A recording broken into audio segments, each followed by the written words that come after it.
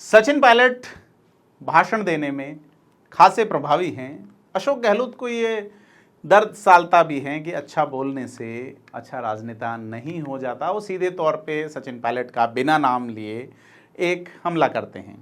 सचिन पायलट ने अपनी ज़िंदगी का पहला राजनीतिक भाषण जहां दिया, आज उस राजनीतिक सीट की, उस विधानसभा सीट की बात करेंगे। जी हाँ, यह वो सीट है जहां सचिन पायलट ने अपना पहला राजनीतिक भाषण यहीं दिया था। कभी सचिन पायलट की मां श्रीमती रमा पायलट की राजनीतिक एंट्री का माध्यम रही। यह सीट गुर्जर बहुल है, यहां सचिन पायलट का आज भी खासा प्रभाव है। कभी पायलट की टीम में रहे अशोक चांदना अब मुख्यमंत्री अशोक गहलोत के खेमे में हैं और फिलहाल यहां से कांग्रेस के टिकट पर लगातार 2 बार से विधायक हैं और सरकार में मंत्री भी हैं। हाड़ौती की यह सीट मेवाड़, ढूंढाड़ के साथ साथ अजमेर और टोंक जिले से छूती हैं। 184 नंबर की सामान्य सीट देवली उनियारा, बूंदी, मांडलगढ़, केशोरायपाटन, जहाजपुर विधानसभा सीटों से सीमाएं साझा करती हैं। इनमें देवली उनियारा को छोड़कर सभी सीटें बीजेपी के कब्जे में हैं, लेकिन हिंडोली कांग्रेस में। जी हां, बात कर रहे हैं हिंडोली विधानसभा क्षेत्र की।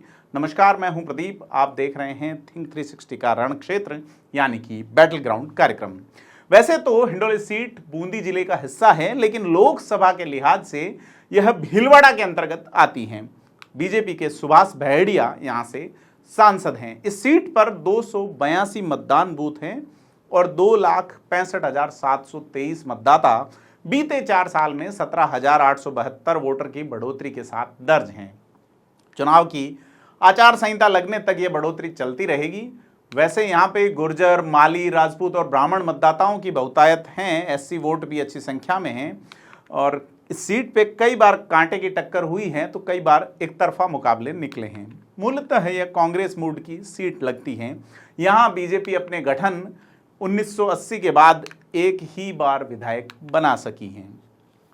अगर अपन बात करें पिछला चुनाव यानी कि 2018 की, तो यहाँ अशोक चांदना ने बीजेपी के ओमेंद्र सिंह हाड़ा को 30,541 वोटों के बड़े अंतर से हराया। यह एक सीधा सपाट चुनाव था। यहाँ लोगों ने नोटा को भी करीब 4,000 वोट दे डाले। इससे पहले 2013 में भाजपा की लहर के बावजूद प्रत्याशी महिपत सिंह हाड़ा करीब 19,000 वोटों से चुनाव हारे थे। हालांकि पोस्टल बैलेट्स में महिपत सिंह आगे रहे, लेकिन जनता ने उन्हें पसंद नहीं किया। इस चुनाव में भी हिंडोली वासियों ने 5,371 वोट नोटा को चेप दिए। इससे पहले 2008 में जो चुनाव हुआ था उसमें वसुंधरा सरकार में कृषि मंत्री रहे प्रभुलाल सैनी अपनी टोंक जिले की देवली उनियारा सीट को छोड़कर यहां आए और इन्होंने कांग्रेस के विधायक हरिमोहन शर्मा को हराया। उनकी जीत का अंतर 6,080 रहा। हालांकि बीजेपी देवली उनियारा सीट पर नार्थू सिंह गुर्जर को ले गई, लेकिन वह रामनारायण मीणा के सामने चुनाव हार गए। वहां करीब 12,000 वोटों का अंतर था, लेकिन मुख्य वजह थे दिग्विजय सिंह जो बागी खड़े हुए और 25,838 वोट ले गए।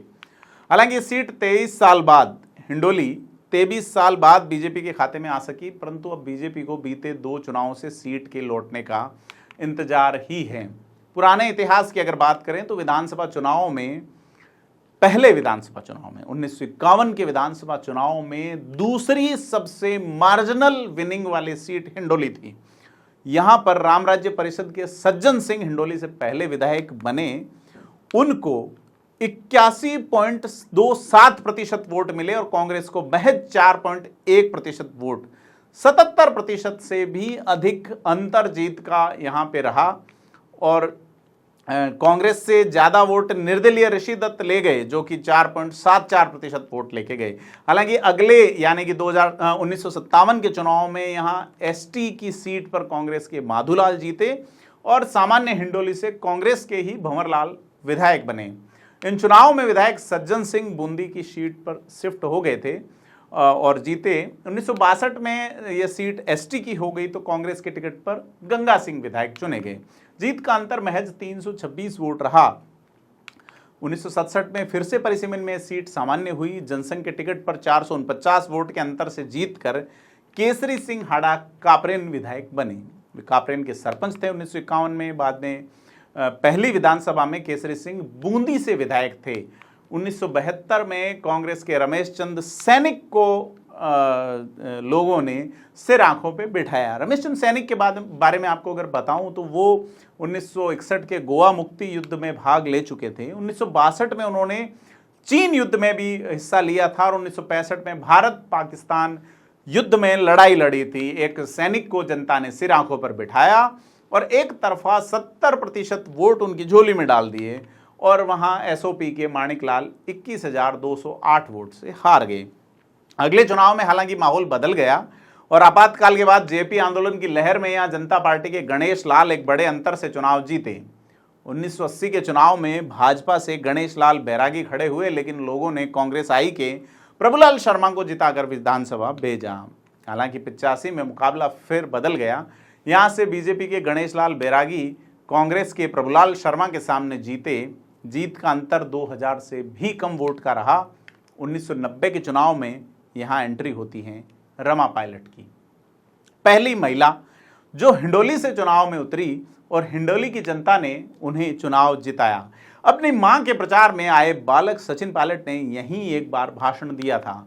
कुछ समय पहले राजस्थान विश्वविद्यालय में युवाओं को संबोधित करते हुए सचिन ने इस बात का उल्लेख भी किया था। इस चुनाव में रमा पायलट ने बीजेपी के पोखर लाल को 9,721 वोटों के अंतर से हरा दिया।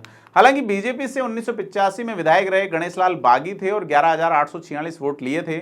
सरकार भैरव सिंह शेखावत की बनी, लेकिन हिंडोली में कांग्रेस जीती। 1993 में कांग्रेस एक बार फिर से चुनाव हुआ, जब बाबरी विध्वंस और उसके बाद यहाँ पे मुंबई अटैक और उसके बाद जब देश में राष्ट्रपति शासन लगा, राजस्थान की सरकार भंग कर दी गई, तो 93 में एक बार फिर से चुनाव हुआ राष्ट्रपति शासन हटाए जाने पे। तो कांग्रेस से शांति धारीवाल को टिकट दिया गया। जी हाँ, वही शांति धारीवाल जो फिलहाल गहलोत सरकार में संसदीय कार्य मंत्री हैं, वो राजस्थान आवासन मंडल के अध्यक्ष हैं और वो डीएलबी मामलों की यानी कि स्थानीय निकाय और स्वायत्त शासन मामलों के भी मंत्री हैं। यह मुकाबला बड़ा गजब हुआ था। यहाँ शांति धारीवाल महज 15 वोट से जीत पाए। इससे पहले धारीवाल कोटा लोकसभा सीट से सांसद थे।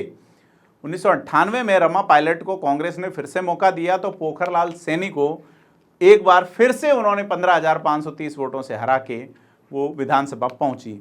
हालांकि वर्ष 2000 में उनके पति राजेश पायलट का एक हादसे में निधन हो गया तो वे दौसा सीट से लोकसभा की प्रत्याशी बनाई गई उपचुनाव में और उन्होंने वो उपचुनाव जीता। हिंडोली में हुए उपचुनाव में नाथूलाल गुर्जर विधायक बने और इसके बाद कांग्रेस ने 2003 में हरिमोहन शर्मा को उम्मीदवार बनाया तो उन्होंने बीजेपी के नाथूलाल गुर्जर को 813 वोटों से हरा दिया।